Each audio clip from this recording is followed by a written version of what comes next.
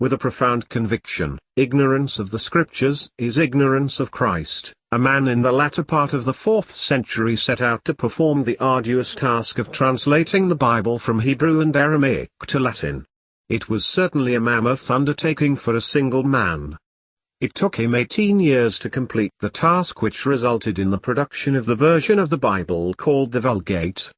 The man is St. Jerome, a man of ponderous learning and exemplary holiness.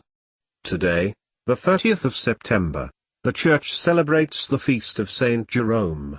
Welcome to the saint of the day.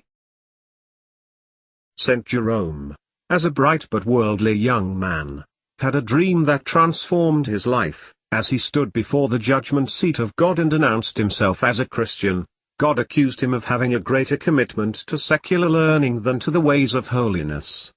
Upon awakening, St. Jerome resolved to dedicate his life to the study and understanding of sacred scripture.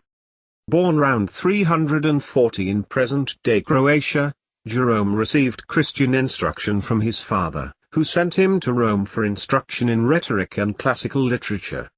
His youth was thus dominated by a struggle between worldly pursuits which brought him into many types of temptation and the inclination to a life of faith, a feeling evoked by regular trips to the Roman catacombs with his friends in the city. Baptized in 360 by Pope Liberius, Jerome traveled widely among the monastic and intellectual centers of the newly Christian empire. Seeking a life more akin to the first generation of desert fathers, Jerome traveled east to Syria, visiting several Greek cities of civil and ecclesiastical importance on the way to his real destination, a wild and stony desert, to which, through fear or hell, I had voluntarily condemned myself, with no other company but scorpions and wild beasts. Jerome's letters vividly chronicle the temptations and trials he endured during several years as a desert hermit. After his ordination by the Bishop of Antioch, followed by periods of study in Constantinople, he joined the service at Rome to Pope Damasus I. He became a secretary of Pope Damasus, who commissioned the Vulgate from him. Then Jerome opted permanently for a solitary and ascetic life in the city of Bethlehem from the mid-380s.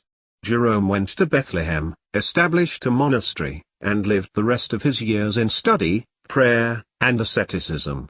Jerome died in his Bethlehem monastery in 420.